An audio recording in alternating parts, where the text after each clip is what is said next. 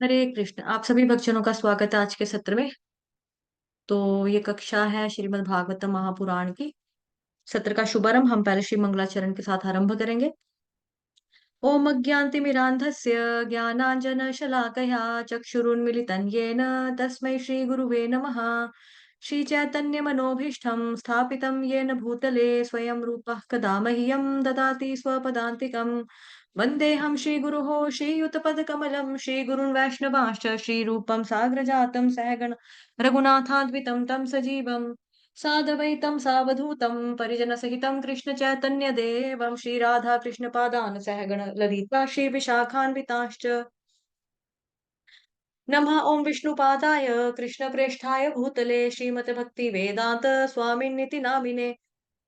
नमस्ते सारस्वते देवे गौरवाणी प्रचारिणे निर्विशेष शून्यवादी पाश्चात्य देशतारिणे। नमो महावदान्याय कृष्ण प्रेम प्रदायते कृष्णाय कृष्ण चैतन्य नामने गौरद्विषे नमः। हे कृष्ण करुणा सिंधो दीनबंधो जगतपते गोपेश गोपिका कांत श्री राधा कांत नमोस्तुते तप्त कांचन गौरांगी श्री राधे वृंदावनेश्वरी वृषभानुसुते देवी प्रणमामि हरिप्रिये वाञ्छाकल्पतरुभ्यश्च कृपा सिन्धुभैव च पतितानां पावनेभ्यो वैष्णवेभ्यो नमो नमः। जय श्री कृष्ण चैतन्य प्रभु नित्यानंद श्री अद्वैत गदाधर श्रीवासादि गौर भक्त वृंद हरे कृष्ण कृष्ण कृष्ण हरे हरे हरे राम राम राम हरे हरे। ओम नमो भगवते वासुदेवाय। ओम नमो भगवते वासुदेवाय। ओम नमो भगवते वासुदेवाय। नारायणं नमस्कृत्य नरं चैव नरोत्तमं देवीं सरस्वतीं व्यासं ततो जयमुदीरयेत्। नाम संकीर्तनै यस्य सर्वपापप्रणाशनं प्रणामो दुःखशमनस्तन्नमामि हरिं परम्। तन्नमामि हरिं परम्। नष्टप्रायेष्वभद्रेषु नित्यं भागवत सेवया भगवति उत्तम श्लोके भक्तिर्भवति नैष्ठिकी। हरे कृष्ण। आज का श्लोक है हमारा canto number first chapter number second श्लोक संख्या 6। अनुवाद। संपूर्ण मानवता के लिए परम वृत्ति धर्म वही है जिसके द्वारा सारे मनुष्य दिव्य भगवान की प्रेमा भक्ति प्राप्त कर सके। ऐसी भक्ति अकारण तथा अखंड होनी चाहिए जिससे आत्मा पूर्ण रूप से तुष्ट हो सके। तात्पर्य जगत गुरु शील प्रभुपाद द्वारा शील प्रभुपाद की जय। इस कथन के द्वारा श्री सूत गोस्वामी नैमिषारण्य के ऋषियों के प्रथम प्रश्न का उत्तर देते हैं। ठीक है। तो ऑब्जेक्टिव में जैसे वो डालते ना, हम क्लास में क्विज डालती हूँ, उसमें से ध्यान रखेंगे कि पहला उत्तर यहाँ पे ना प्रथम प्रश्न का उत्तर दे रहे हैं। प्रथम प्रश्न का उत्तर तो कौन से श्लोक में है? सेकंड चैप्टर के श्लोक संख्या 6 में।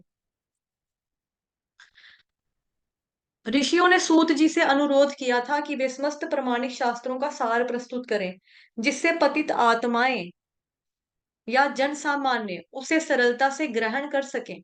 वेदों में मनुष्य के लिए दो प्रकार की वृत्तियां बताई गई हैं। एक प्रवृत्ति मार्ग या इंद्रिय भोग का मार्ग कहलाता है और दूसरा निवृत्ति मार्ग कहलाती है। भोग का मार्ग निकृष्ट है और परम कारण के हेतु निवृत्ति का मार्ग श्रेष्ठ है। जीव का भौतिक जीवन एक प्रकार से वास्तविक जीवन की रुग्ण अवस्था है। वास्तविक जीवन तो ब्रह्मभूत अवस्था अर्थात आध्यात्मिक अस्तित्व है जहां जीवन सनातन आनंदमय तथा ज्ञान से परिपूर्ण है। भौतिक जीवन नाशवान मोहपूर्ण और कष्टमय है। इसमें सुख तो है ही नहीं, यहाँ केवल कष्टों से छुटकारा पाने का व्यर्थ प्रयास मात्र है और कष्टों का क्षणिक नाश मिथ्या का ही सुख कहलाता है। अतः बढ़ते जाने वाले भौतिक भोग का मार्ग नाशवान कष्टमय तथा मोहपूर्ण होने के कारण निकृष्ट है, किंतु भगवत भक्ति श्रेष्ठ धर्म कहलाती है क्योंकि वह मनुष्य को सनातन आनंदमय एवं ज्ञान से परिपूर्ण जीवन की ओर अग्रसर करती है। जब इसमें निकृष्ट गुण मिल जाते हैं तो ये कभी कभी दूषित हो जाती है। उदाहरणार्थ भौतिक लाभ के लिए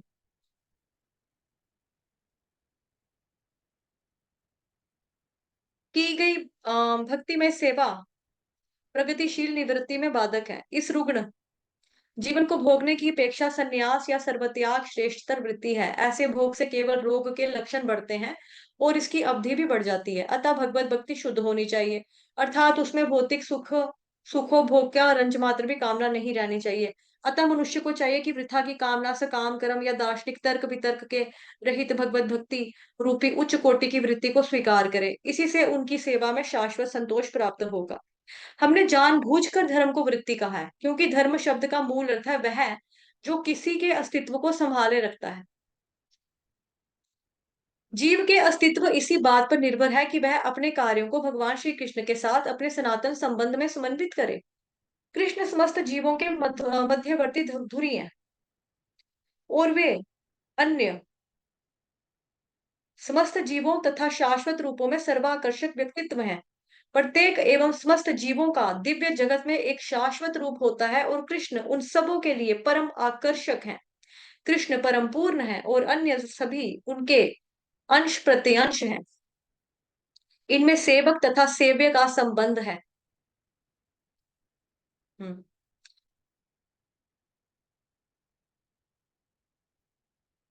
सेवक हो गए दास, ठीक है। सेव्य हो गए कि जिसकी सेवा करनी है और कैसे करनी है, सेवा का माध्यम। ठीक, तीन चीजें हैं, सेवक, सेवा और सेव्य। सेव्य किसको बोला है? भगवान को। सेवक किसको बोला है? हम लोगों को। हम लोगों ने भगवान का यहाँ पे लिखा ना कि भगवान को, भगवान के लिए सब कुछ करना, तो क्या करना? सेवा करनी, सेवा के माध्यम से। यह दिव्य और हमारी भौतिक अनुभव से सर्वथा भिन्न है। यह सेवक सेव्य भाव घनिष्ठता का सर्वाधिक अनुकूल रूप है।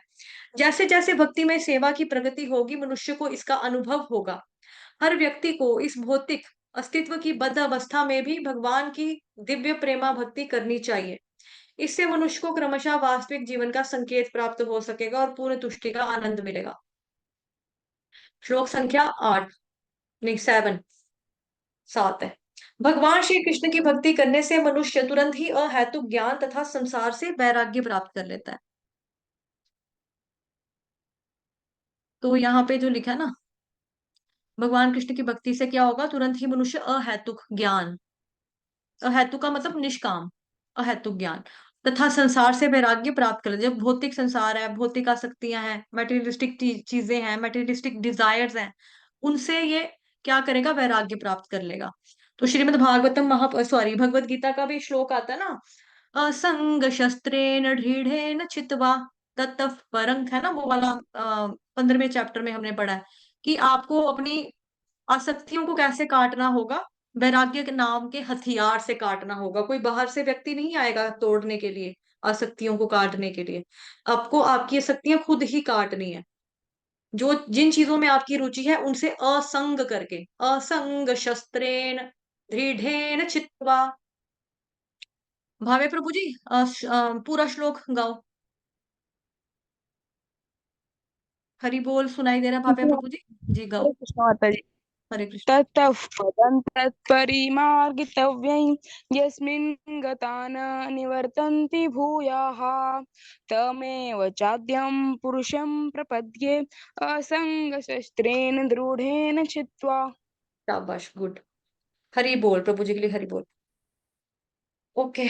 तो तात्पर्य, जगत गुरु श्रील प्रभुपाद द्वारा श्रील प्रभुपाद की जय। भगवान कृष्ण की भक्तिमय सेवा को जो लोग भौतिक भावात्मक व्यापार की भांति मानते हैं, वे यह तर्क कर सकते हैं कि शास्त्रों में तो यज्ञ, दान, तपस्या, ज्ञान योग तथा इसी प्रकार की दिव्य साक्षात्कार की विधियों की संस्तुति की गई है।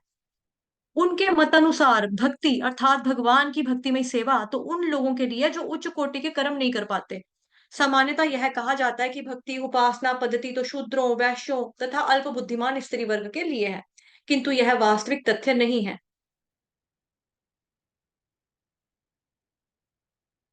हरे कृष्णा। क्या हुआ प्रभु जी, आपने हैंड रेस किया है? माता जी मैंने गलत श्लोक सुना दिया। असंग शस्त्र ढूंढे फिफ्टीन पॉइंट माता जी 15.4 के अंदर आखिरी में वो ऐड कर दिया मैंने। 50.3 में था कोई ये। बात नहीं, मिक्स हो गया। जो मेरे को लाइन चाहिए थी वो समझ, जो मैंने एक्सप्लेन किया था वो निकाल दी थी ना लाइन, कोई बात नहीं।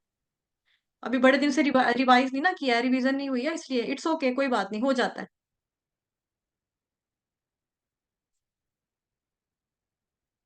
भगवान श्री कृष्ण की भक्तिमय सेवा को जो लोग भौतिक भावात्मक व्यापार की भांति मानते हैं, वह यह तर्क कर सकते हैं कि शास्त्रों में तो यज्ञ, दान, तपस्या, ज्ञान योग तथा इसी प्रकार की दिव्य साक्षात्कार की विधियों की संस्तुति की गई है। उनके मतानुसार भक्ति अर्थात भगवान की भक्तिमय सेवा तो उन लोगों के लिए जो उच्च कोटि के कर्म नहीं कर पाते। ठीक है? कि जो भगवान की भक्ति कौन नहीं करेगा? यार हम तो बहुत अच्छे हैं, देखो हम तो अस्पताल खुलवाते हैं, स्कूल खुलवाते हैं, भूखों को रोटी खिलाते हैं, प्यासे को पानी पिलाते हैं। तो जिन इंसानों ने कोई अच्छा काम नहीं किया, ये भक्ति तो उन लोगों के लिए है, इस तरह से बताया जा रहा है यहाँ पे। ठीक है? लेकिन यहाँ पे साफ लिखा है कि ये वास्तविक तथ्य नहीं है, ये सच बात नहीं है। भक्ति मार्ग जो है समस्त दिव्य कर्मों में सर्वोपरि है। फलतः यह उत्कृष्ट होने के साथ ही सरल भी है। तो जैसा कि मैंने पहले भी बताया था, कल परसों चर्चा की थी कि भक्ति जो है सरल है, सुगम है, ईज़ी प्रोसेस है आगे बढ़ने का। ठीक है? लेकिन इसको चीप नहीं समझना है। भक्ति आसान होने का मतलब ये बिल्कुल भी नहीं है कि ये चीप हो गया। ठीक है? ये चीप बिल्कुल भी नहीं है। यह उन शुद्ध भक्तों के लिए उत्कृष्ट है जो परमेश्वर से संपर्क स्थापित करना चाहते हैं। यह उन दीक्षितों के लिए सुगम है जो भक्ति रूपी घर की दहलीज पर हैं। पूर्ण पुरुषोत्तम भगवान श्री कृष्ण का सानिध्य प्राप्त करना एक महान विज्ञान है और यह सब जीवों के लिए खुला हुआ है, जिसमें शूद्र, वैश्य, स्त्रियां तथा शूद्र से भी निम्न कुल से उत्पन्न लोग सम्मिलित हैं। तो फिर गुण संपन्न ब्राह्मण तथा महान स्वरूप सिद्ध राजाओं जैसे उच्च कोटि के लोगों के विषय में क्या कहना? यज्ञ, तप, दान इत्यादि नाम से प्रचलित अन्य उच्च कोटि के कार्य, ये सभी सूत्र उप सिद्धांत हैं जो शुद्ध तथा वैज्ञानिक भक्ति पद्धति का अनुगमन करते हैं। दिव्य अनुभूति के मार्ग में ज्ञान तथा वैराग्य के सिद्धांत दो महत्वपूर्ण कारक हैं। संपूर्ण आध्यात्मिक विधि भौतिक तथा आध्यात्मिक प्रत्येक वस्तु के पूर्ण ज्ञान तक ले जाती है। पहले थोड़ा सा ऊपर से बता देते हैं यहाँ पे ना, जैसे यहाँ पर लिखा है इन लोगों ने कि भक्ति जो है ना, कि कुछ लोग समझते हैं कि भक्ति किसके लिए भक्ति शूद्रों के लिए है, वैश्यों के लिए, अल्प बुद्धिमान स्त्री वर्ग के लिए। और यहाँ पे बता दिया, खंडन कर दिया कि सही बात नहीं है, ये तो फेक झूठ झूठ है। ये तो शुद्ध भक्तों के लिए उत्कृष्ट है। उत्कृष्ट का मतलब बेस्ट बेस्ट बेस्ट है। और शुद्ध भक्त क्या करते हैं? जो परमेश्वर से संबंध या संपर्क स्थापित करना चाहते हैं। और जो नव दीक्षित होते हैं, नव दीक्षित मतलब कि जिनकी नई नई हरि नाम की दीक्षा हुई है, उनके लिए क्या है? सुगम है, आसान है कि मतलब चलो आपको गुरु महाराज ने आप अपनी बाजू पकड़ा दी, आपने गुरु महाराज के चरणों का सहारा ले लिया। अब आप धीरे-धीरे वो आपको बता रहे हैं, आप उनके अंडर भक्ति करोगे रहकर, आप आपके लिए प्रोसेस आसान हो जाएगा, भगवान जी तक जाना सुगम है, आसान हो जाएगा। ठीक है? लेकिन जैसा मैंने पहले भी बताया, आसान होने का मतलब ये नहीं है कि सस्ता हो गया, भक्ति सस्ती चीज़ नहीं है। ये एक्सपेंसिव नहीं है, लेकिन ये चीप नहीं है। तो उसमें क्या होगा कि आपको क्या करना है, ये नहीं है कि दीक्षा होगी गुरु महाराज जी से मंत्र मिल गया हमें, तो हमें पता लग गया प्रोसेस, अब हम मरने के टाइम पे भगवान का नाम ले लेंगे तो प्रोसेस आसान है, ठीक है, अब हम सारे भगवत धाम पे चले जाएँगे, ऐसा नहीं है। उसके लिए आपको प्रैक्टिस करती रहनी पड़ेगी। आपको जो हरे कृष्ण महामंत्र की जप की माला है, जो आपको गुरु महाराज बताएँगे वो आपको करना होगा। मंगल आरती इत्यादि जो भी हमारे मॉर्निंग जो साधना है वो करनी होगी, शास्त्रों का अध्ययन, ठीक है? अगर आपकी एज है तो अध्ययन और श्रवण तो देखो ये तो चलता रहेगा। बट अगर कोई व्यक्ति जिसकी एज मतलब मान लो कि कोई ऑलरेडी भक्ति में जब आया है तो वो थोड़ा बूढ़े होकर आए हैं। मान लो कि जैसे मेरी मदर है, ठीक है? उनकी एज है 73, 74, उनको दिखाई कम देता है, सुनाई कम देता है। तो ऐसे में वो क्या कर सकते हैं? सिर्फ़ हरे कृष्ण महामंत्र का जप कर सकते हैं। पढ़ नहीं सकते आँखों से, देख नहीं सकते मतलब ज़्यादा है ना, पता नहीं चलता। इस उम्र में आँखों में मोतियाँ निकल आता है लोगों को। तो ये चीज़ बता रही है कि पूर्ण पुरुष जो ये ऊपर लोगों ने बता दिया ना कि औरतों के लिए है जी, ये तो मूर्खों के लिए है, जिनकी बुद्धि कम है, शूद्रों के लिए है, ठीक है, वैश्यों के लिए है। तो कर्म जो लोग कर्म अच्छे करते हैं उनके लिए भक्ति नहीं है। तो बताया है कि ये गलत है, क्योंकि भक्ति जो है ना, भक्ति का मार्ग बेसिकली एक ये महान विज्ञान है। आपको याद होगा श्रीमद् भगवत गीता में हमने चैप्टर पढ़ा था ज्ञान, विज्ञान, योग। ज्ञान का मतलब होता है मतलब साइंस, ज्ञान, विज्ञान। और ज्ञान का भी मतलब नॉलेज, ज्ञान का मतलब हो गया नॉलेज, ठीक है? और विज्ञान का मतलब हो गया साइंस।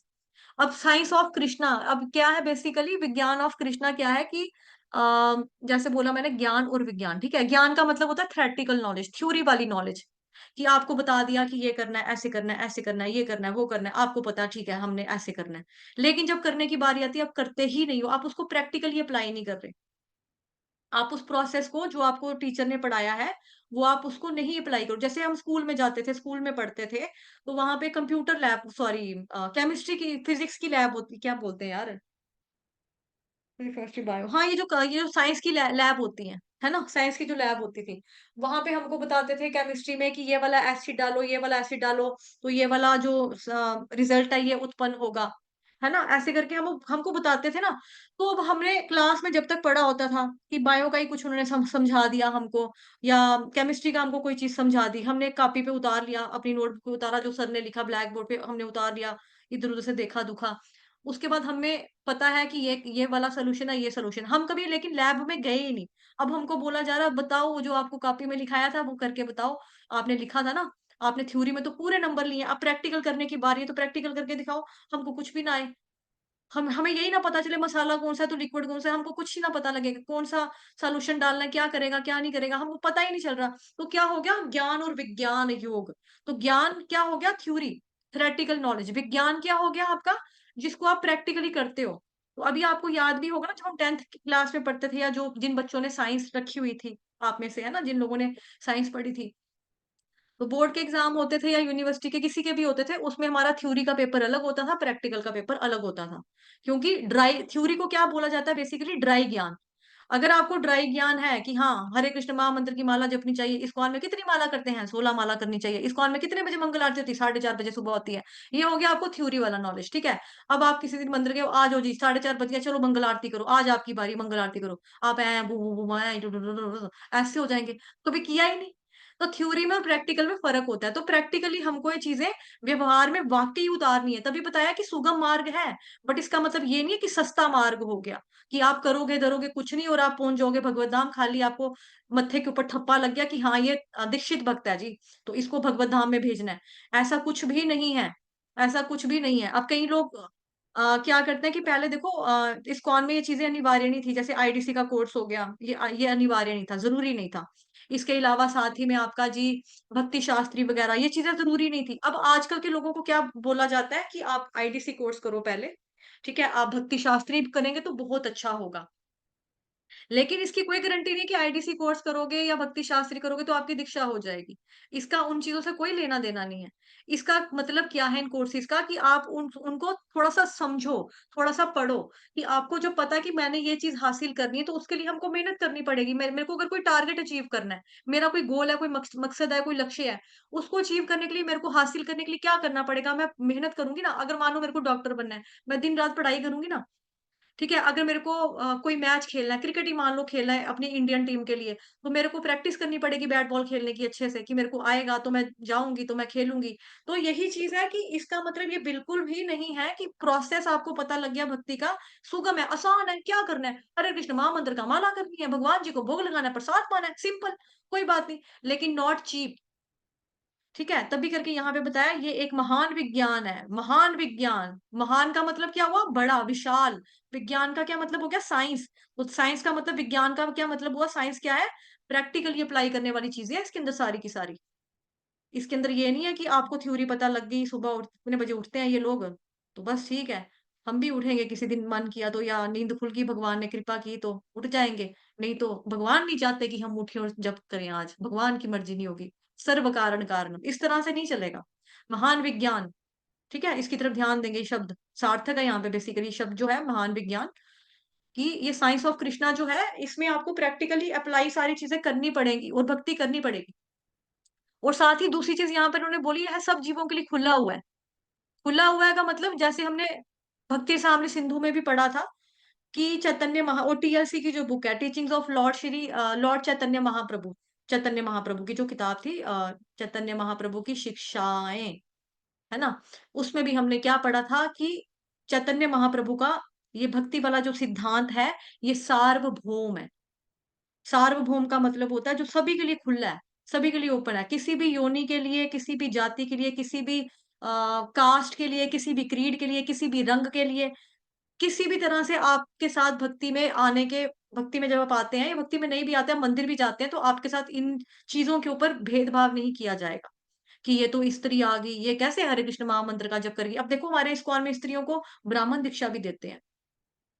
देते हैं ना, स्त्रियां हमारे यहाँ पर व्यास आसन पे बैठ के भगवत गीता, भागवतम इत्यादि का प्रचार प्रसार भी करती हैं, लेक्चर्स भी देते हैं। तो कुछ भी ऐसा नहीं है कि स्त्रियां नहीं पढ़ सकती हैं, स्त्रियां शास्त्रों का अध्ययन नहीं करेंगी, या स्त्रियां भक्ति नहीं करेंगी, या स्त्रियां माला नहीं करेंगी, या खाली भक्ति जो शूद्रों के लिए है, ऐसा कुछ भी नहीं है। और जब इंसान भक्ति करता है, भक्त बन जाता है, तो उसको तो इन चीज़ों से बाहरी वेशभूषा से या बाहरी शरीर, एक तरह का बोलेंगे बाहरी शरीर से देखना भी नहीं चाहिए कि तो स्त्री है या पुरुष है, इस तरह से है। तो चैतन्य महाप्रभु का एग्ज़ाम्पल आता है, जब वो झारखंड के जंगलों से जाते हैं होते हुए, तो वहाँ पे शेर, चीते, घोड़े, कुत्ते, गधे, खरगोश, हिरन, ठीक है? इनोसेंट से इनोसेंट जो क्रिएचर है, जैसे खरगोश है बेचारा, क्या करता है? हिरन है बेचारा, क्या करता है? किसी को काटते थोड़ा है ये लोग। चुपचाप ही रहते हैं, भाग जाते हैं, डरपोक होते हैं, एक-दूसरे को देख के वैसे ही दौड़ जाते हैं ये। अब ये चीते के साथ भी खड़े हैं, हाथी के साथ भी खड़े हैं, हाथी कितना ताकत वाला होता है ना? चीता कितना तेज़ होता है, शेर कितना तेज़ होता है, शेर के सामने हिरन हो, चीते के सामने हिरन हो, तो कैसे बचेंगे हिरन, खरगोश? इनकी क्या बिसात है शेर, चीतों के सामने? कुछ भी नहीं है ना? लेकिन फिर भी देखो, जब चैतन्य महाप्रभु वहाँ पे कीर्तन करते हैं, हरे कृष्ण संकीर्तन यज्ञ करते हैं, साथ-साथ में सारे जानवर अलग-अलग व्यवहार होने के बावजूद, अलग-अलग स्वभाव के प्राणी होने के बावजूद, ये साथ-साथ में उनके चल रहे थे और हरे कृष्ण महामंत्र का कीर्तन कर रहे थे। तो हरे कृष्ण महामंत्र जो है, या फिर जो भक्ति है, वो सभी के लिए सार्वभौम सिद्धांत है ये। ठीक है? ओके। हुँ, हुँ, हुँ, हुँ, हुँ, हुँ। दिव्य अनुभूति के मार्ग में ज्ञान और वैराग्य के सिद्धांत दो महत्वपूर्ण कारक हैं। संपूर्ण आध्यात्मिक विधि भौतिक तथा आध्यात्मिक प्रत्येक वस्तु के पूर्ण ज्ञान तक ले जाती है, और इस पूर्ण ज्ञान का फल यह होता है कि मनुष्य भौतिक राग से विरक्त होकर आध्यात्मिक कार्यों में अनुरक्त हो जाता है। तो कहने की बात यह है कि कंप्लीट नॉलेज किसको बोला गया है? Knowledge about Krishna, science of Krishna को बोला गया है। अगर आपको कृष्ण के बारे में ज्ञान है, या बहुत ज्यादा डीप वे में ज्ञान भी नहीं है, ठीक है? तो भी आपको ये पता ना, Krishna is the supreme personality of Godhead, Krishna ही परम पूर्ण पुरुषोत्तम भगवान श्री कृष्ण हैं, तो काफ़ी है, ये ज्ञान कंप्लीट है, इस ज्ञान में कोई भी कमी नहीं है। अगर आप ये वाला ज्ञान समझ जाते हो, तो आपको अन्य किसी ज्ञान की ज़रूरत नहीं रहती। भगवान गीता में भी अर्जुन को कहते हैं ना, अर्जुन ये वो मैं तुझे वो ज्ञान बताने जा रहा हूँ जिसको जिस ज्ञान को जान लेने के बाद अन्य किसी ज्ञान को जानने की आवश्यकता नहीं रह जाती बाकी। तो ये वही ज्ञान है भगवान के बारे में। ठीक है? यही इसका मतलब है कि पूर्ण ज्ञान का फल होता है मनुष्य भौतिक। अगर आपको भगवान जी का ज्ञान आ गया, तो फिर आपको क्या फल मिलेगा? रिजल्ट क्या है? मनुष्य क्या करेगा? भौतिक राग से विरक्त हो जाएगा। मेरा, मैं, मेरी चीज़ है, ये मेरा पेन है, ये मेरी टेबल है, मेरी कुर्सी है, मेरा मोबाइल है, मेरा लैपटॉप है। इन चीज़ों से भौतिक राग से विरक्त होकर वो क्या करेगा फिर? आध्यात्मिक कार्यों में अनुरक्त हो जाएगा। अब विरक्त का मतलब हो गया डिटैच्ड, अनुरक्त का मतलब हो गया अटैच्ड। लेकिन ये वाला जो अनुरक्त है ना, ये पॉजिटिव वाला अनुरक्त है।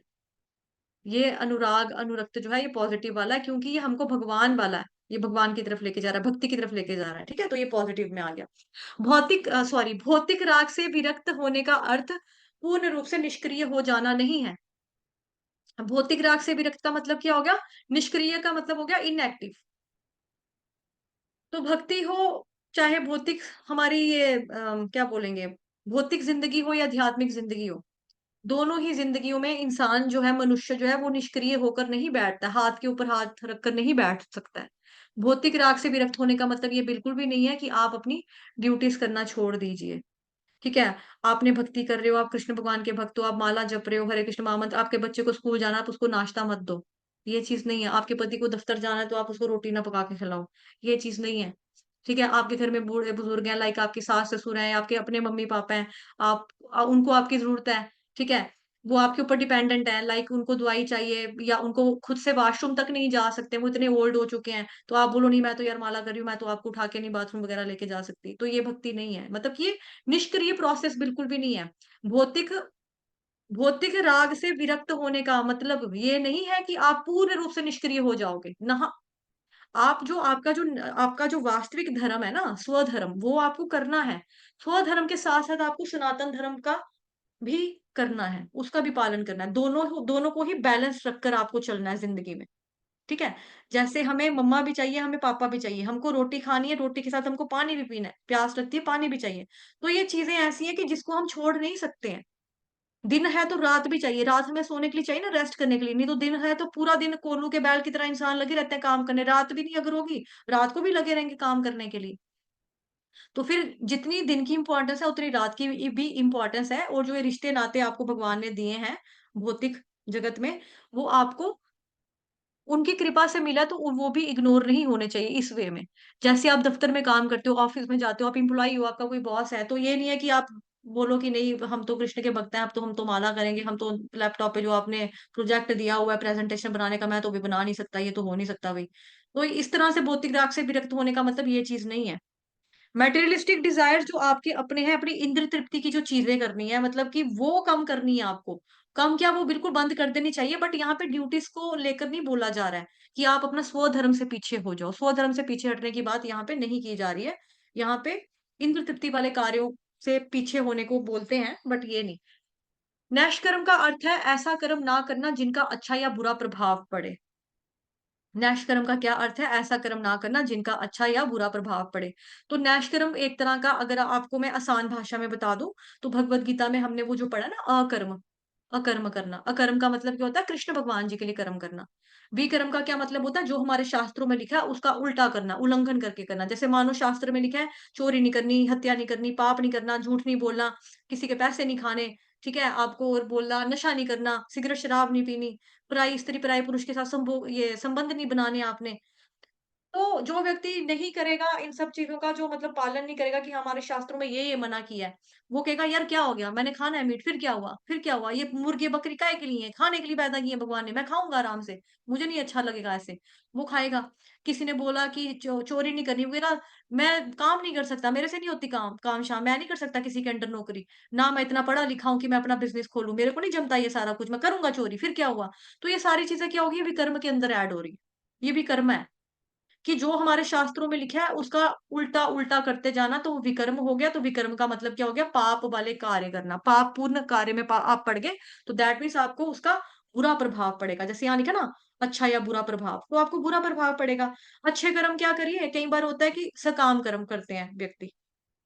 जैसे आपको कई बार होता है कि नॉर्मल वे में बोल दिया जाता है कर्म अच्छे होने चाहिए, तो भक्ति करे या ना करे, कर्म अच्छे करो बस। Be a good girl, be a good boy, don't hurt others, है ना? Don't fight with others. इस तरह से जो सिखाई जाती है हमको स्कूल्स में, जो बचपन में हमें ये बातें बताई जाती हैं, ये एक तरह का मॉरल एजुकेशन होता है। मैनर्सिज्म जिसको कहते हैं कि आपको मैनर्स आने चाहिए, कि आप किसी को हर्ट मत करो, मारो मत, लड़ाई मत करो, चोरी मत करो, झूठ मत बोलो, हमेशा सच बोलो। ये आपकी इस चीज़ में आ जाएँगे, मॉरल एथिक्स में आ जाएँगे।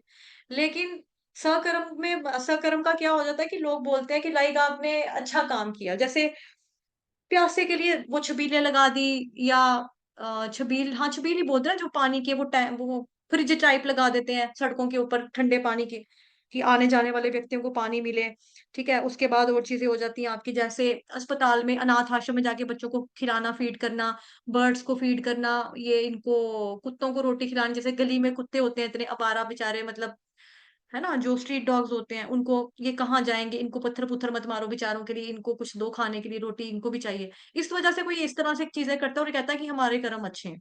ये सकाम कर्म है। बट सकाम कर्म में क्या होता है कि सकाम कर्म हो या विकर्म हो, ये दोनों ही हमारे कर्म बंधनों का कारण बनते हैं। ये हमको दोबारा से जन्म लेने पे मजबूर करते हैं। मतलब लेना पड़ेगा ना, क्योंकि श्रीमद् भगवद गीता के 9th अध्याय के 21st श्लोक में क्या कहते हैं? "ते तं भुक्त्वा स्वर्गलोकं विशालं क्षीणे पुण्ये मृत्युलोकं विशन्ति।" है ना? कि आपके जैसे ही क्षीणे पुण्ये मृत्युलोकं विशन्ति, जैसे ही आपके पुण्य जो हैं वो क्षीण हो जाएँगे, अब वापस धरती पे आपको फेंक दिया जाएगा, पटक दिया जाएगा, आपका वापिस से पुनर्जन्म हो जाएगा। अच्छे कर्म किए होंगे तो वहाँ पे स्वर्ग भोगोगे, स्वर्ग भोगने के बाद वापस से आना पड़ेगा मृत्यु लोक में।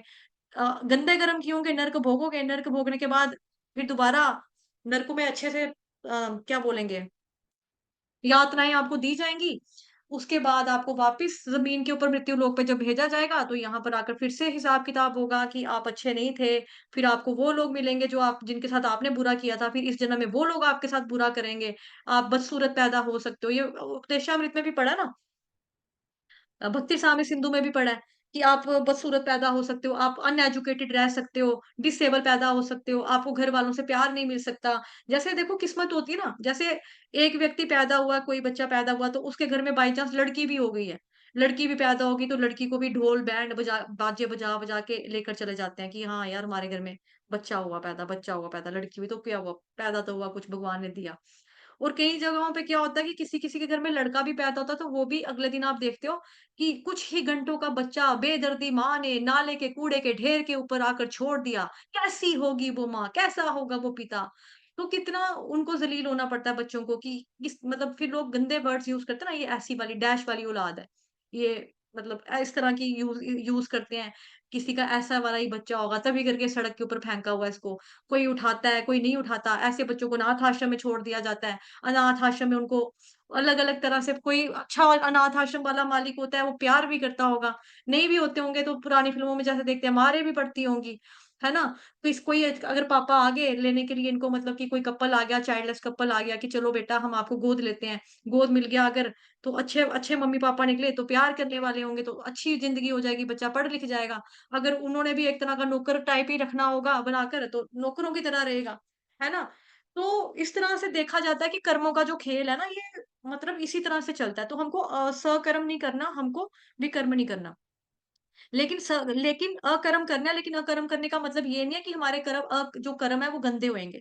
अकर्म का मतलब है प्रत्येक कर्म को हमको भगवान कृष्ण के को केंद्र में रखकर हमको करना है, कि भगवान जी को सेंटर में रखकर करना है कि ये कार्य मैं कृष्ण भगवान के लिए कर रही हूँ। अब जैसे हमने खाना बनाना है तो हमें क्या बोलना है कि कृष्ण भगवान जी के लिए मैं भोग बना रही हूँ, भगवान जी इसको खाएंगे, भगवान जी खुश होंगे, मैं इतना अच्छा खाना बनाऊंगी, भगवान खाएंगे, भगवान खाएंगे। इस तरह से मैं बोलूंगी। तो चेतना में क्या आ गया, कृष्णमयी भावना भावित हो गया ना पूरा खाना। उसके बाद जब मैं उसी खाने को भगवान जी को भोग लगाऊंगी तो भगवान को भी पता है भाई इसने मेरा नाम ले लेकर खाना बनाया है।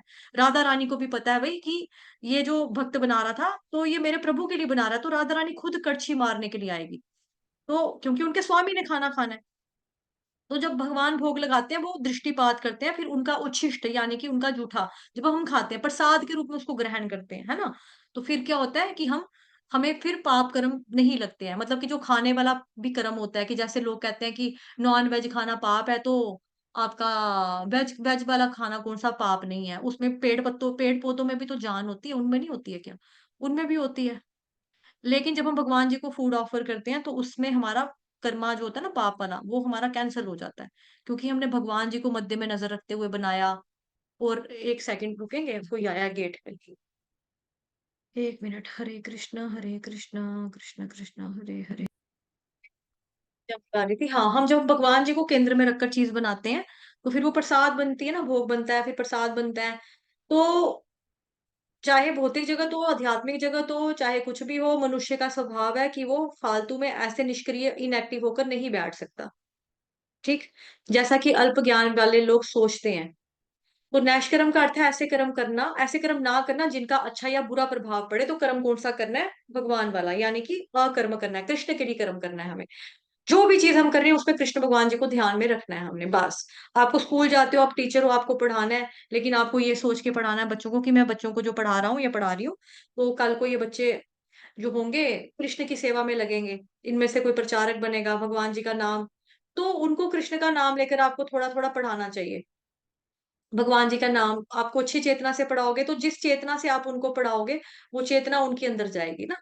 जिस चेतना से आप भोजन पकाओगे वो खाने वाले के अंदर वो चेतना जाएगी ना। तो चेतना का सारा ये गेम है। तो चेतना हमें अपनी हमेशा कृष्ण भावना भावित बनाए रखने की पूरी पूरी कोशिश करनी चाहिए। निषेध का अर्थ सकारात्मक का निषेध नहीं है। निषेध का मतलब होता है कि नहीं करना। निषेध का मतलब ये नहीं कि सकारात्मक का निषेध, की मतलब पॉजिटिव वाली चीजें आपने नहीं करनी है। जैसे मैंने बताया कि ये नहीं है कि सकाम कर्म नहीं करना है, कर्म आपका जो होगा वो सकाम होगा, मतलब कि देखो जो भगवान का भक्त है पहली बात वो गलत काम करेगा नहीं। अगर वो भगवान का भक्त है तो पाप पूर्ण वाले कार्यों में तो वो लगेगा नहीं। वो काम ऑब्वियसली अच्छे वाले ही करेगा, लेकिन उसके जो फल होगा वो अपने लिए नहीं रखेगा, भगवान जी को अर्पण कर देगा। तेरा तुझको अर्पण क्या लागे मेरा। आगे भगवान जी भी जो है वो फलों को लेकर, कोई उन्होंने फ्रूट चाट बनाकर तो खानी नहीं है, वो आपके फल आप ही को लौटा देते हैं, ज्यादा के रूप में देते हैं। ठीक है। तो अनावश्यक कार्यों का निषेध अनिवार्य का निषेध नहीं है। जैसे जो चीजें भक्ति के अनुकूल है, अनुकूल से प्रतिकूल से समझाया था ना आपको थोड़े दिन पहले, जिनका नहीं हुआ है वो प्लीज अपना वीडियो देख लेंगे, अभी उस पर चर्चा नहीं करेंगे। परसों चौथ मैंने बहुत डिटेल में बताया था वो। अनावश्यक कार्यों का निषेध अनिवार्य का निषेध नहीं है। इसी प्रकार भौतिक रूपों से विरक्ति का अर्थ सकारात्मक रूप को नकारना नहीं है। भक्ति उपासना पद्धति को तो सकारात्मक रूप की अनुभूति के लिए निर्मित है। तो अगर आप भक्ति भी कर रहे हो ना, तो उसमें भी आपको निष्क्रिय नहीं रहना है, उसमें भी आपको एक्टिव ही रहना है। सारी चीजें एक्टिवली होंगी ना, मतलब माला जपनी है तो मुंह से बोलना है, तो मुंह तो चलेगा, कान से सुनना है, कानों का इंद्रियों का इस्तेमाल हो रहा है, भगवान की अर्चनों की अर्च विग्रह की सेवा करनी है, भोग बनाना, श्रृंगार करना, कुछ भी करना है, आपकी ज्ञान इंद्रियां, कर्म इंद्रियां तो उसमें यूज तो हो रही है ना, तो दोनों को यूज करना है। लेकिन इसका मतलब ये बिल्कुल भी नहीं है निष्क्रिय, और ये भी मतलब नहीं है कि जो अच्छी वाली चीजें वो करना छोड़ना है या कुछ भी नहीं करना है, ऐसा बिल्कुल भी नहीं है। बुरा करना छोड़ना है, लेकिन अच्छा हमको करना नहीं छोड़ना है, भगवान जी से भक्ति से जुड़ा हुआ चीज जो भी है। जब सकारात्मक रूप का साक्षात्कार होता है तो नकारात्मक रूप स्वतः ही विलग हो जाते हैं।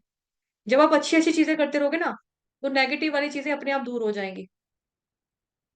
ये तो हमें सबको पता है, इसके बारे में चर्चा करने की जरूरत नहीं है ज्यादा, कि जब सकारात्मक रूप का साक्षात्कार हो जाता है तो नकारात्मक रूप स्वतः ही विलग हो जाता है। अतः भक्ति उपासना पद्धति के विकास के साथ साथ वास्तविक रूप की सकारात्मक सेवा में व्यवहारिक रूप से जुड़ जाने से मनुष्य सहज रूप से निम्न कोटि की वस्तुओं से विलग होता जाता है।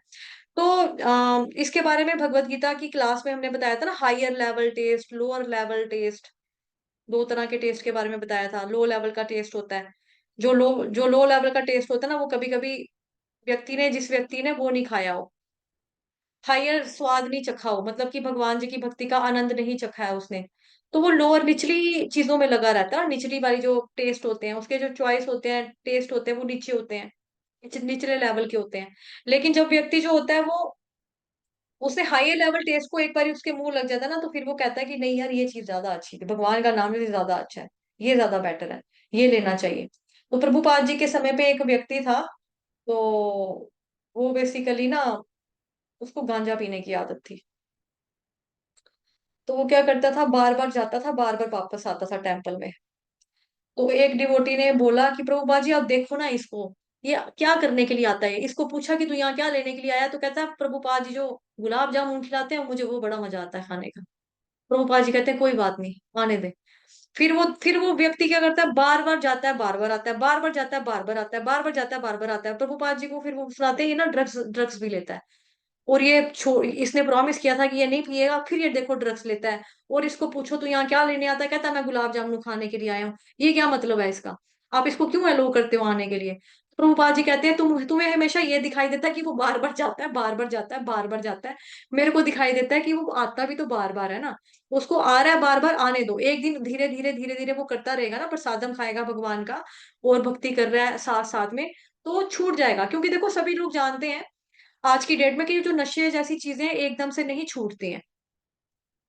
डॉक्टर्स भी जब इस चीज का इलाज करते हैं ना, तो मतलब वो ये नहीं बोलते हैं कि आप एकदम से छोड़ दो, वो आपको धीरे धीरे कहते हैं कि आप 2 सिगरेट पियो, एक लो, धीरे धीरे इस तरह से वो छोड़ने को कहते हैं।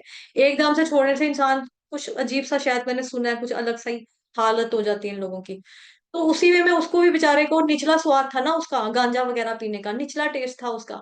लेकिन क्योंकि उसने हायर टेस्ट चख चुका था वो, कि मतलब भगवान का प्रसाद वो चखता था, हरे कृष्ण महामंत्र की माला करता था, वहां पे प्रभुपाद जी के लेक्चर सुनता था, कीर्तन भी करता था, सुनता था बीच में बैठकर। क्योंकि ये तो नहीं है कि खाली सत्संग खत्म होने के टाइम के ऊपर ही लड्डू खाने के लिए कोई व्यक्ति आएगा, ऐसा तो नहीं है, थोड़ा सा बैठ के श्रवण इत्यादि भी वो करता था। लेकिन चला भी जाता था कि जब उसको याद आती थी नशे वाली दुनिया की, वापस भी चला जाता था। लेकिन फिर जब आता था नहीं ये गलत है, ये गंदा है, मैं वापस जाऊंगा, फिर वापस भी आ जाता था। तो इस तरह से ये जो चीजें हैं, ये चलती रहती है, बिकॉज अब उसने एक बार हायर लेवल को टेस्ट कर लिया था ना, तो फिर उसके लिए निकलना आसान हो गया था। लोअर लेवल से फिर हम छूट पाते हैं जब हम अच्छे वाले चीज चख लेते हैं, तो हम लोअर टेस्ट का के साथ विरक्ति रख पाते हैं। अदरवाइज हमारे लिए अगर हम गंदगी में पड़े हैं तो गंदगी से अच्छे में आना मुश्किल हो जाता है, अगर हमने अच्छी चीज देखी नहीं है, अच्छी चीज खाई नहीं है तो, है ना। तो भौतिक संसार में भी तो ऐसे ही होता है ना, जैसे हमने कोई चीज अगर अच्छी चखी है, टेस्ट की कभी, तो फिर हम लगता है नहीं यार, ये वाली आइसक्रीम जो है ना, ये वाली आइसक्रीम उस आइसक्रीम से अच्छी लगी मेरे को, तो मैं ना आगे से ये वाली आइसक्रीम खाऊंगा, मुझे अच्छी लगी। तो होता है ना ऐसे, ऐसे ही होता है भक्ति में भी, ऐसे ही होता है कि मनुष्य के लो लेवल के जो टेस्ट होते हैं, कई बार वो उसको हायर लेवल की तरफ नहीं आने देते। लेकिन एक बार ही तो कम से कम, जब आप हायर लेवल का टेस्ट चखोगे, 2-4 बार चख लोगे, तो फिर आपको धीरे धीरे आदत पड़ जाएगी। और जब हायर लेवल के साथ ही टेस्ट वाले के साथ रहोगे, तो लोअर लेवल वाला जो टेस्ट है ना, अपने आप वो दफा हो जाएगा, अपने आप चला जाएगा, उसमें फिर आपको ज्यादा सोचने की जरूरत ही नहीं है। यही चीज यहाँ लिखी है। व्यवहारिक रूप से तो प्रैक्टिकल आ गया ना, साइंस वाली बात जो मैंने बताई थी पहले, जिसके ऊपर इतना समय लगाया। व्यवहारिक रूप से जुड़ जाने से क्या होगा, मनुष्य सहज रूप से, नेचुरली क्या हो जाएगा, निम्न कोटि की वस्तुओं से विलग होता जाता है और श्रेष्ठ वस्तुओं से वो जुड़ता जाता है। इसी प्रकार भक्ति उपासना पद्धति जीव का सर्वोच्च धर्म होने के कारण वो उसे भौतिक इंद्रिय सुख से बाहर निकालती है। यही शुद्ध भक्ति का लक्षण है। वो ना तो मूर्ख होता है, ना ही वह निकृष्ट शक्तियों में लगा रहता है, और ना ही उसके पास भौतिक मूल्य होते हैं। वह केवल शुष्क चिंतन से संभव नहीं। शुष्क चिंतन वही, जैसे मैंने बताया था, थ्योरी। थ्योरी को क्या बोला था मैंने? ड्राई वाला ज्ञान है, नॉलेज। सिर्फ आपको नॉलेज है, बट प्रैक्टिकली अप्लाई नहीं किया तो वो ड्राई नॉलेज है, ओनली थ्योरी है। थ्योरेटिकल आपको नॉलेज है, लेकिन प्रैक्टिकली कुछ नहीं है। तो ये केवल शुष्क चिंतन से संभव नहीं है। यह तो केवल भगवत कृपा से ही संभव हो पाता है। तो कंक्लूजन क्या है? निष्कर्ष यह है कि शुद्ध भक्त, जो शुद्ध भक्त है, वह अन्य सभी उत्तम गुणों से पूर्ण होता है, यथा जैसे ज्ञान वैराग्य आदि। किंतु जिनमें केवल ज्ञान और वैराग्य होता है, वह भक्ति उपासना पद्धति के नियमों से ठीक से परिचित हो, यह आवश्यक नहीं है। भक्ति मानव जाति के लिए सर्वश्रेष्ठ धर्म है। श्लोक संख्या 8। एक मिनट चेक कर लूं कितना लेंथ है ये। ठीक है, इसको कर लेंगे, समय है इतना तो। श्लोक संख्या 8 है अनुवाद। मनुष्य द्वारा अपने पद के अनुसार संपन्न की गई वृत्तियां यदि भगवान के संदेश के प्रति आकर्षण उत्पन्न ना कर सकें, तो वे निरी व्यर्थ ही भ्रमित, सॉरी, व्यर्थ ही श्रम होती हैं।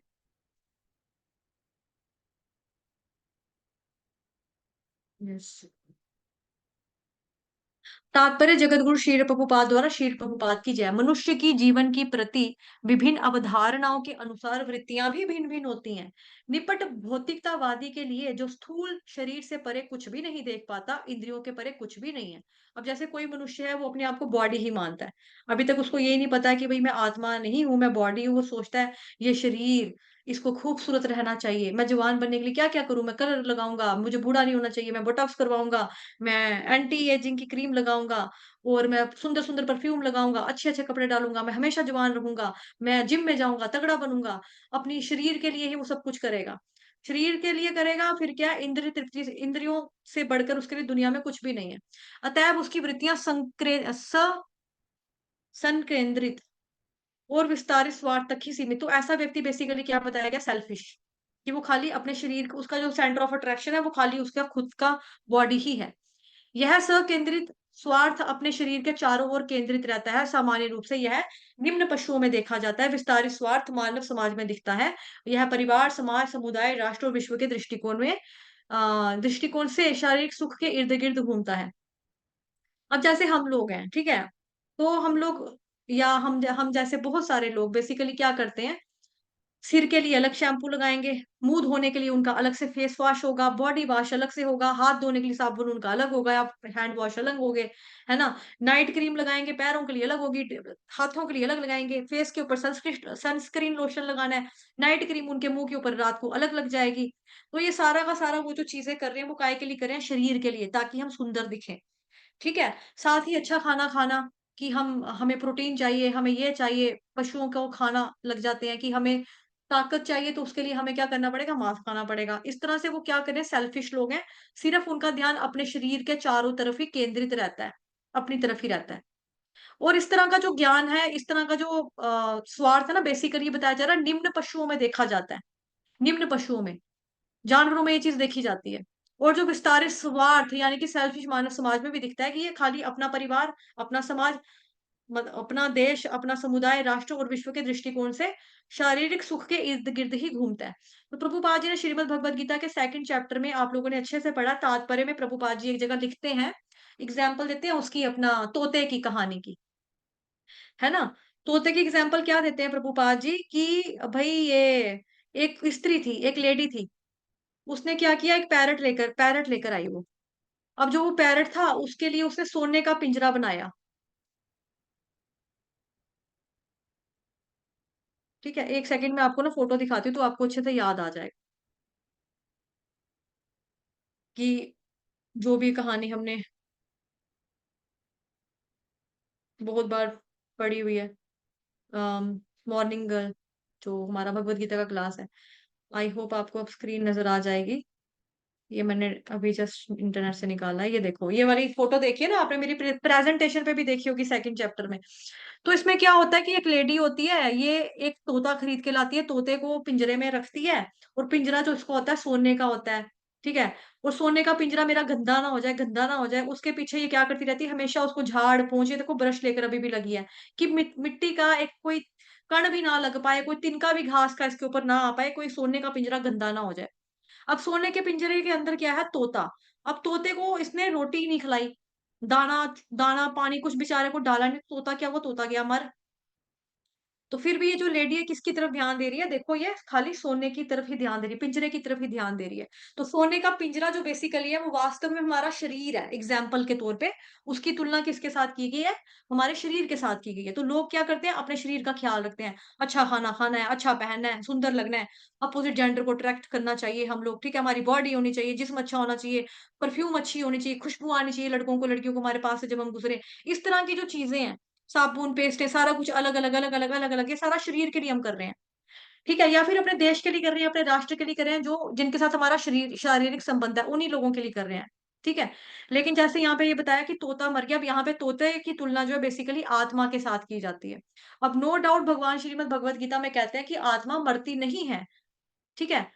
आत्मा कभी डिस्ट्रॉय नहीं होती, मरती नहीं है, गलती नहीं है, सड़ती नहीं है, ना उसको कोई जगा सकता है, सॉरी ना उसको कोई पानी में भिगो सकता है, ना काट सकता है किसी अस्त्र-शस्त्र के द्वारा, है ना? ना सुखाया जा सकता है, ना जलाया जा सकता है। ये सारे गुण क्वालिटीज़ भगवान जी ने बताए हैं, बट यहाँ पर तोते का मरना, आत्मा का मरना मतलब क्या है कि आत्मा को आपने दुखी रखा हुआ है। बिकॉज़ आत्मा कब हैप्पी रहती है? आत्मा तब हैप्पी रहती है जब आप उसको भगवान के बारे में, भगवान के साथ जब आप उसका संबंध, पुनर्संबंध जो है वो स्थापित कर पाते हो, भगवान जी के साथ संबंध उसका पुनः स्थापित हो पाता है ना आत्मा का। जीवेर स्वरूप है कृष्णेर नित्य दास। तो फिर आत्मा प्रसन्न होती है। फिर आत्मा की डाइट क्या है? जैसे उस तोते की रोटी या चूरी-वूरी जो भी तोते खाते हैं बेचारे, मतलब दाना-पानी है ना, इन लोगों की डाइट होती है पैरट्स की। तो पैरट को नहीं दिया खाना, वो गया मर। तो ऐसे ही हमें, अगर हम हरि नाम नहीं देंगे अपनी आत्मा को कि भगवान कृष्ण से जुड़ो, है ना? भगवान कृष्ण का नाम लो, कथा चल रही है, श्रवण कर लो, भागवतम सुन लो, पढ़ लो भगवद गीता। इस तरह की चीज़ें जब हम आत्मा को इन चीज़ों से वंचित रखेंगे, तो आत्मा के ऊपर एक तरह का अत्याचार, कि हम उसको दूर कर रहे हैं, भगवान जी से दूर कर रहे हैं। तो हमें ये चीज़ नहीं करनी है। तो जो ये चीज़ करता है वो एक तरह का जानवर ही, कि खाली अपने शरीर को ध्यान दे रहा है। आहार निद्रा भया मैथुनम च, ये श्लोक आपको महाभारत हितोपदेश में फेमस श्लोक है। ये आप सबने पढ़ा हुआ है, कई लोगों को लर्न भी है ये श्लोक, है ना? तो वही बात हो जाएगी। तो हमको क्या करना है, अपने तोता जो उस पिंजरे में बैठा हुआ, यानी कि आत्मा, आत्मा के लिए हमें कार्य करना है, उसको भगवान जी के साथ जोड़ना है। भगवान जी के साथ कैसे जुड़ेगी? भगवान का नाम लेके जुड़ेगी ना, आत्मा परमात्मा के साथ कैसे जुड़ेगी? जीव और स्वरूप है कृष्णेर नित्य दास, की हमको पता होना चाहिए हम कृष्ण भगवान जी के शाश्वत दास हैं, परमानेंट दास हैं। आजकल की परसों चौथ की बात नहीं है ये, शुरू से हैं हम, नित्य दास हैं भगवान कृष्ण के। और जब दास की खुशी कैसे होती है? उसके मालिक को प्रसन्न करके, उसके भगवान को प्रसन्न करके। जैसे हनुमान जी का दास्य भाव है, श्री राम के प्रति, राइट? तो वो क्या करते हैं, राम भगवान जी के कहने से पहले ही वो समझ जाते हैं कि राम भगवान जी को क्या चाहिए, मैं इनकी सेवा कैसे कर सकता हूँ, मैं इनको कैसे प्रसन्न करूँगा। उनका एक ही मकसद होता है, मेरे प्रभु श्री राम ये हमेशा कंफर्टेबल रहें, इनको कोई दिक्कत ना हो, इनको कोई परेशानी ना हो, उनके लिए मैं कुछ भी कर सकता हूँ, कुछ भी कर सकता हूँ, मेरा स्वामी, उनको यही रहता है। ऐसे ही आत्मा को भी यही चीज़ होती है। बट हम जब अपने शरीर की तरफ ध्यान देते हैं, आत्मा की तरफ ध्यान नहीं देते हैं, तो वो आत्मा के ऊपर एक तरह का हम अन्याय करने लगते हैं, अत्याचार करते हैं, उसको टॉर्चर करते हैं बेसिकली, जो कि गलत है। हमें नहीं करना है, हमें भगवान से मिलाने का कार्य करना है, भगवान का नाम जपाना है। हरे कृष्ण, कृष्ण कृष्ण हरे हरे, हरे राम, राम राम हरे हरे। फिर आत्मा आपकी देखना सच्चिदानंद, वैसे भी वो उसी में रहती है। उसको ज़्यादा फ़र्क नहीं पड़ता, बट यही होता है कि फिर जब वो किसी अन्य शरीर में जाती है, फिर वो शरीर, हमें शरीर के रोग कष्ट हमको भोगने पड़ते हैं। 3 तरह के जो ताप हैं, ये हमको फेस करना पड़ता है, सफ़र करते हैं फिर हम लोग, ठीक है? तो भौतिकतावादियों के ऊपर मनोधर्मी तर्कवादी होते हैं, जो मनोजगत में उड़ान भरते रहते हैं, और उनकी वृत्तियों में कविता बनाना या दार्शनिकपन या शरीर तथा मन के वही सीमित स्वार्थ के उद्देश्य का कोई वाद चलाना सम्मिलित होता है। वाद मतलब आईएसएम इज़्म, जैसे कम्युनिज़्म, हिंदुइज़्म, जो भी आईइज़्म मतलब वाद चलाना। तो वाद का मतलब क्या हो गया एक तरह का? ये वाद ही है अभी, वाद ही है। बट ये चीज़ सही नहीं है। वो क्या है, वो उसी के अंदर फँसे हुए हैं। उसी जैसे होता है ना, कुएँ का मेंढक एक ही जगह पे रह के ट्रर्रा, ट्रर्रा, ट्रर्रा करता है, ये वही वाला कुएँ का मेंढक है, जो अलग-अलग सीमित स्वार्थ है। इनकी एक लिमिट्स है, अपनी सेल्फिशनेस की, कि भई मेरे से ऊपर कोई नहीं है, मेरी फैमिली, मेरा घर, मेरा परिवार, मेरा शरीर, मेरे मम्मी-पापा, मेरा बच्चा। सब कुछ अपना, अपना, अपना, अपना करेंगे, लेकिन अपना अपने के चक्कर में ये अपना जो आत्मा है ना, उसके लिए कुछ नहीं करेंगे। ठीक है, इसके लिए हमारे भागवतम में कथा भी आती है बड़ी सुंदर, कैलाश की और नारद मुनि की। हिंट के लिए काफी है, आप लोगों को रिमाइंड होगी बिकॉज आप सभी लोग पुराने हैं। तो हिंट के लिए मैंने आपको वो कथा दे दी, एक तरह का रिवीजन करवा दिया जस्ट बोलकर। कलेश वो सॉरी कमलेश और कैलाश और नारद मुनि की कथा, कि किस तरह से वो जो कैलाश होता है वो इतना अच्छा होता है, लेकिन फिर भी वो, अभी मेरा ये टाइम नहीं है, अभी वो टाइम नहीं है, अभी तो मेरे बच्चे छोटे हैं, अभी तो बच्चों को स्टैंड करना है, ये बच्चे जो हैं बड़े हो गए हैं लेकिन गैर जिम्मेदार हैं, फिर पोतरा हो पोतरी हो गया, इनको देखूंगा, इनकी भी बात देखूंगा। इस तरह से करते करते करते करते वो व्यक्ति निचली योनियों में आता गया, सांप बना, कुत्ता बना, क्या क्या नहीं बना। लेकिन फिर भी उसको समझ नहीं आई, तो एंड में फिर नारद मुनि उसको लेकर चले गए। ठीक, तो कैलाश वाली स्टोरी आपने सुनी है, उसी तरह से आई है। किंतु शरीर तथा मन के ऊपर सुप्त आत्मा है, जो यदि शरीर में ना रहे तो सारे शारीरिक तथा मानसिक स्वार्थ व्यर्थ ही शून्य हो जाएंगे। तो भी सेकंड चैप्टर ही पढ़ रहे हैं हम लोग भगवत गीता का, कल खत्म हो जाएगा लास्ट श्लोक उसका। तो वही चीज बताई है कि शरीर और मन से ऊपर क्या है, सुप्त आत्मा, जो यदि शरीर में ना रहे, अगर आत्मा शरीर से निकल गई तो क्या होगा, सारे शारीरिक मानसिक स्वार्थ व्यर्थ एवं शून्य हो जाएंगे। जैसे मनुष्य दौड़ता है, पैसा पैसा पैसा पैसा पैसा पैसा पैसा पैसा, है ना, पैसे के पीछे भागता है, दिन रात एक करता है, बच्चे पालने हैं, बच्चे पालने हैं, स्कूल की फीसें देनी है, स्कूल की फीसें देनी है, कितना कुछ एक आदमी जानवर की तरह कितना काम करता है, कितना काम करता है, कितना काम करता है, सब कुछ बना लेता है, सब कुछ बना लेता है। लेकिन फिर भी वो सोचता है कि अब ना मैं अब भोगूंगा, ये हो जाए ना, ये टारगेट अचीव हो जाए ना, अब भोगूंगा, फलान मेरा हो जाए ना, अब देखना अब मैं भोगूंगा। अब आपका अच्छा चलो ठीक है, अब आपकी पढ़ाई खत्म होगी, अब क्या करोगे, अब मैं जॉब करूंगा, जॉब करने से क्या होगा, मुझे खुशी मिलेगी, खुशी मिलेगी तो फिर क्या होगा, फिर मैं इंजॉय करूंगा, इंजॉय करूंगा तो फिर क्या होगा, फिर देखना फिर मेरी अच्छी जगह शादी हो जाएगी, अच्छी जगह शादी होगी तो फिर क्या होगा, फिर भाई मैं अपना अ, फिर मैं वो करूंगा, क्या बोलेंगे, सॉरी यार मैं कुछ ना निकालने लगी थी आपको दिखाने के लिए एक्चुअली, तो कुछ सर्च कर रही थी गूगल पे। प्रसन्नता मिलेगी तो फिर क्या होगा, फिर मैं शादी करूंगा, बच्चे पैदा करूंगा, फिर मुझे अच्छी वाइफ मिलेगी, मेरा क्या नाम आने की, मेरे बच्चे होंगे, आज्ञाकारी होंगे, फिर उनके लिए पैसा कमाना, उनके स्कूल की फीसें देनी है, उनका करियर स्टैंड करना है। इस तरह से करते करते करते करते जो गधा आप स्क्रीन के ऊपर देख रहे हो, ये गधा क्या है बेचारा, इसके ऊपर मालिक क्या करता है, सामान समून लोड कर देते हैं गधे के ऊपर।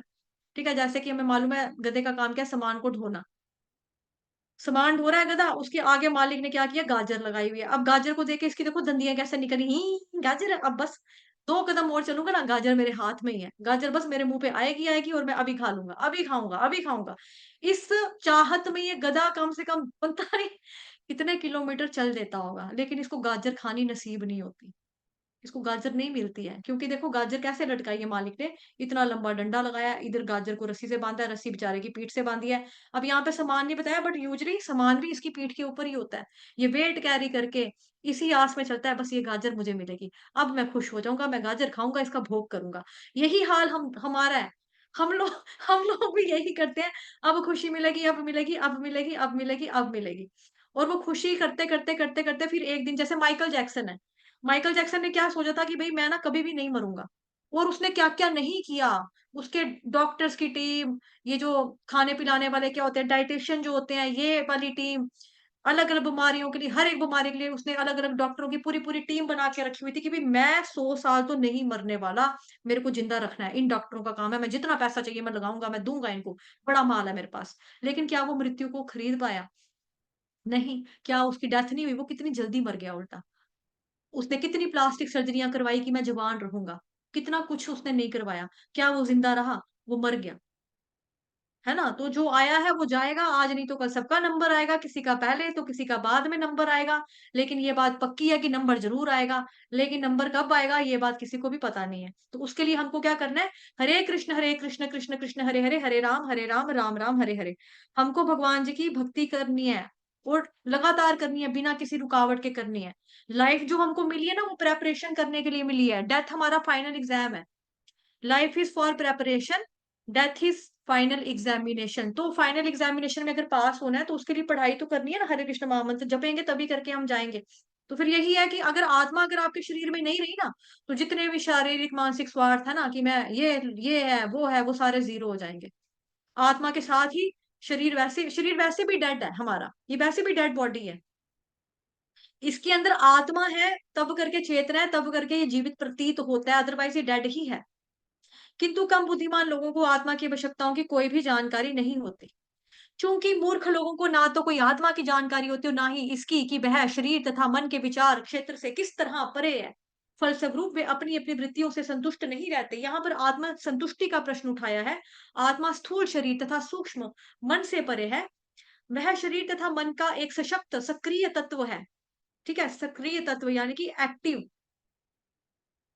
सुप्त आत्मा की आवश्यकता को जाने बिना केवल शरीर तथा मन को तुष्ट करके कोई भी सुखी नहीं रह सकता। शरीर तथा मन तो आत्मा के व्यर्थ के बाहरी आवरण मात्र हैं।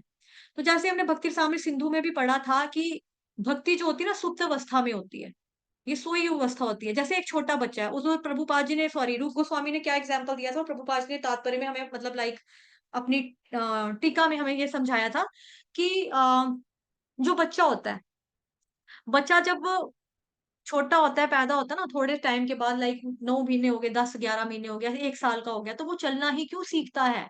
उड़ना क्यों नहीं सीखता? तैरना क्यों नहीं सीखता?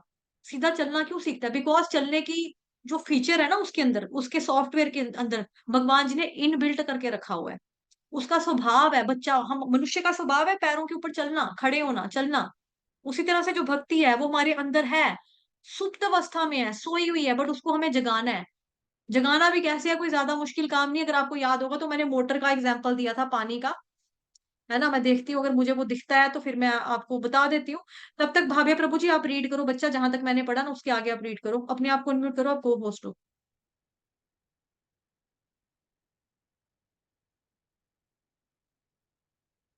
हरे कृष्णा भाभे प्रभु जी, हाँ, पढ़ो। हाँ जी। यहाँ से पढ़ना है, जी। सुप्त आत्मा की शरीर आवश्यकता को। हुँ, जी। सुप्त आत्मा की आवश्यकता को जाने बिना केवल शरीर तथा मन को तुष्ट करके कोई सुखी नहीं रह सकता। शरीर तथा मन तो आत्मा के व्यर्थ के बाह्य आवरण मात्र हैं। बाह्य आवरण मात्र हैं। आत्मा की आवश्यकताएं पूरी होनी चाहिए। केवल पंछी के पिंजरे की सफाई करके पंछी को प्रसन्न नहीं किया जा सकता। मनुष्य को इस पंछी की खुद की आवश्यकताएं जाननी चाहिए। आत्मा की आवश्यकता यह है कि वह भौतिक बंधन से संकुचित क्षेत्र से बाहर निकलना चाहता है और पूर्ण स्वतंत्रता की अपनी इच्छा पूरा करना चाहता है। वह इस विशालतर नीचे करना। 1 मिनट मैं वो ढूँढ रही हूँ तो मैंने स्क्रीन पॉज़ की हुई थी। रुको। जी। वह इस विशालता ब्रह्मांड की आच्छादित दीवालों से बाहर जाना चाहता है। वह स्वतंत्र प्रकाश तथा आत्मा का दर्शन करना चाहता है। उसे पूरी स्वतंत्रता तब प्राप्त होती है जब वह पूर्ण आत्मा भगवान को मिलता है। प्रत्येक प्राणी में ईश्वर के प्रति प्रसुप्त स्नेह रहता है। आध्यात्मिक जीवन का प्राकट्य स्थूल शरीर तथा मन के माध्यम से स्थूल तथा सूक्ष्म पदार्थ के प्रति विकृत प्रेम के रूप में होता है। अतएव हमें उन वृत्तियों धर्म में लगाना होता है जिनसे हमारी दैवी चेतना जगे। ऐसा परमेश्वर की दिव्य लीलाओं के श्रवण एवं कीर्तन द्वारा ही संभव है। और ऐसी कोई भी वृत्ति जो माता जी नीचे करना। 1 सेकंड, 1 सेकंड। जी। और ऐसी कोई भी वृत्ति जो मनुष्य को परमेश्वर के दिव्य संदेश का श्रवण तथा कीर्तन करने में अनुरक्त नहीं करती है, यहाँ पर ऐसी वृत्ति को समय का अपव्यय बताया गया है। ऐसा इसलिए है कि इन अन्य वृत्तियां चाहे वे किसी भी बात के रूप में हो, आत्मा को मुक्ति नहीं दिला सकती। यहाँ तक कि मोक्ष कामियों के कर्म भी व्यर्थ माने जाते हैं, क्योंकि वे समस्त स्वतंत्रताओं के मूल स्त्रोत्र को नहीं जान पाते। निबड़ भौतिकतावादी व्यवहारिक रूप से देख सकता है कि उसका भौतिक लाभ काल तथा स्थल से बंधा है, चाहे वह इस लोक में हो या अन्यत्र। यदि वह स्वर्ग लोक में भी चला जाए तो उसकी लालायित आत्मा को वहां भी स्थायी वास नहीं मिलेगा। इस लालायित आत्मा को पूर्ण भक्ति की पूर्ण वैज्ञानिक विधि द्वारा पुष्ट किया जाना चाहिए। हरे कृष्ण माता जी। हरे कृष्णा प्रभु जी, मैं बस ये ढूँढ रही हूँ, पता नहीं अब कौन-सी यूनिट में थी, पढ़ाया तो था, मुझे याद नहीं आ रहा। यहाँ पे मैं ढूँढ रही हूँ कि इधर मिल जाए तो फिर चीज़ देखने से क्लियर हो जाती है ना, कि जो सुप्त अवस्था की बात है, तो वो चीज़ है, बट सेकंड यूनिट में देखती हूँ बीआरएस। नहीं, नहीं, नहीं, ये तो हार्ड कॉपी है। इंटरफेस में देखती हूँ शायद इसमें।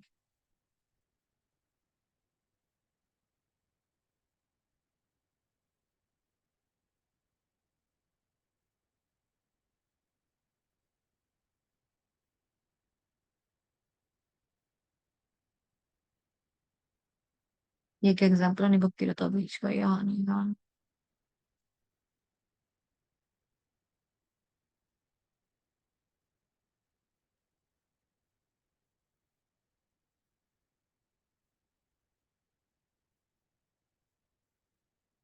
प्रोडक्ट में भी नहीं है, याद ही नहीं आ रहा है। इस वाले में सेकंड में होगी, देखती हूँ मैं। उसमें यही बताया था कि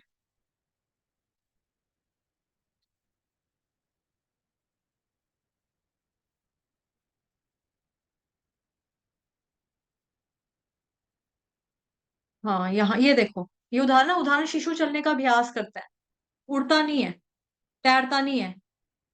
और यहाँ ये था एग्जाम्पल।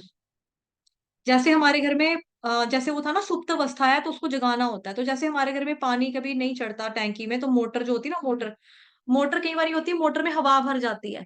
तो मोटर हमने ऑन तो की होती है, चल भी रही होती है बेचारी, लेकिन पानी नहीं चढ़ाती है वो। तो फिर हमें क्या करना पड़ता है, पाइप लाते हैं हम अलग से, उसको यहाँ से खोलते हैं, पाइप लगा लाते हैं, फिर पाइप के अंदर फूक भरते हैं, फिर पाइप को चूसते हैं, फिर पानी निकालते हैं। तो पानी बेसिकली क्या है, जमीन के जहां हमारी नीचे वाली जो अंडरग्राउंड टैंकी है, जमीन वाली टैंकी है, उसके अंदर तो पानी है ना, खत्म नहीं है। तो बेसिकली क्या है, पानी जमीन में था तो भी पानी ऊपर आया। तो उसी तरह से जो भक्ति है वो सोई हुई अवस्था में है, सुप्त अवस्था में है। बट उसको अगर हम जगाएंगे तो वो जागेगी, ऐसा नहीं है कि नहीं जागेगी, लेकिन जगाना भी कैसे है, यहाँ पे वो चीज भी बताई हुई है कि कैसे जगाना है।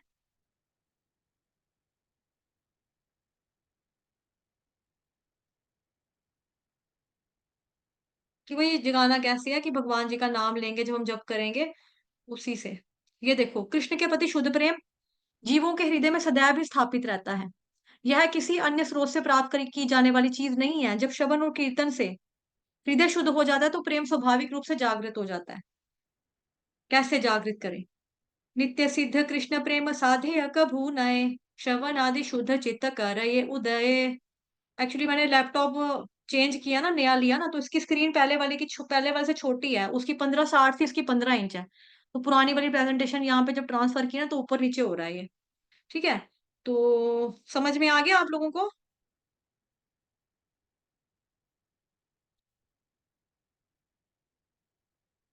हरे कृष्णा। ठीक है, तो फिर हम वाञ्छाकल्पतरुभ्यश्च कृपा सिन्धुभयेव च पतितनां पावनेभ्यो वैष्णवेभ्यो नमो नमः। अनंत कोटि वैष्णव वृंद की जय, जगत गुरु श्री प्रभुपाद की जय, श्री कृष्ण चंद्र भगवान की जय, ग्रंथराज श्रीमद् भागवतम महापुराण की जय। जी प्रभु जी, कुछ कहना है? आपने आपने कैम ऑन किया। हरे कृष्णा। माता जी, आप लोग इसको बंद करके क्यों बैठते हो? शाम का टाइम है, सब खोल के बैठा करो, अच्छा लगेगा। एक भूत बने बैठ जाते हैं आप लोग, क्या फायदा? क्योंकि प्रभु जी पूरा ध्यान फोकस जो है ना, वो उसकी तरफ होता है ना, स्क्रीन पे, कि क्या पढ़ना है क्या। ऐसे तो शक्ल ही देखते रहते हैं, जैसे अब इसके ऊपर है, पूरा ध्यान रीडिंग में जाता है। ऐसा नहीं है ऐसे जी, ऐसा नहीं, हाँ, ऐसा ऐसा नहीं है। होता है ना, हमारा स्तर प्रभु जी वो नहीं ना आपके वाला। आप तो शुद्ध भक्त हैं, हम तो बड़े लो लेवल, हम तो पतित है प्रभु जी, क्या करें। चलो ठीक है, आठ आठ श्लोक हो गए, 8 श्लोक हो गए आज। हाँ जी प्रभु जी, 8 हो गए। ऐसे तो आप लगा दोगे सेकंड इसको चैप्टर एक के। साल, एक साल लग जाएगा इस तरीके से तो। चलिए प्रभु जी, फिर क्या करें, मतलब कि कुछ चीजें मुझे लगता है कि समझाने वाली होती है, तो फिर मैं समझाने लग जाती हूँ। चलो, हरे कृष्णा माता आपकी जी। इच्छा, आपकी इच्छा माता जी, ठीक है। हरे हो रही है, 2 मिनट में मैं बैक कॉल करती हूँ आपको, ठीक है माता जी, अभी लगा रही हूँ। हरे कृष्ण। हरे कृष्ण, हरे कृष्ण। हरे कृष्णा। जी आप लोग बताइए कि इस तरह से आप लोगों को खाली रीडिंग चाहिए, बुक रीडिंग चाहिए, जैसे जैसे थोड़ा थोड़ा एक्सप्लेन होना चाहिए? आप सभी लोग अनम्यूट है मेरी साइड से, बता सकते हैं क्या एक्सप्लेन होना चाहिए एक्सप्लेन माता जी, चाहिए। एक्सप्लेन होना चाहिए, एक्सप्लेन होना चाहिए। समझ में नहीं आएगा कुछ भी, अच्छा, एक्सप्लेन ही चाहिए समझ में माता जी। आज कुछ भी समझ में नहीं आया? नहीं नहीं माता जी, ऐसा ही चाहिए। खाली रीडिंग होने से ना मतलब नहीं जाता है, समझ में नहीं आता है। ऐसे जैसे आप कराते हैं ना, एक्सप्लेन कर देते हैं, वैसे ही चाहिए। हाँ ठीक है, अच्छा है भाई। चलिए जी ठीक है। बट चलिए, वैसे ना मुझे 4 महीने में पूरा ये फर्स्ट कैंटो कंप्लीट करना है, तो उस तरह से देखूंगी मैं थोड़ा कम बोलूं। तो फिर नेक्स्ट सेशन जो होगा ना, मतलब उसमें मैं थारोली पढ़ा दूंगी आपको, जैसे हम पिछले साल पढ़ रहे थे ना वैसे पढ़ेंगे फिर डीप वे में। ठीक है, चलिए फिर रखते हैं, अभी जाना है। हरे कृष्ण। कर हरे कृष्ण। हरे कृष्ण माता जी, धन्यवाद।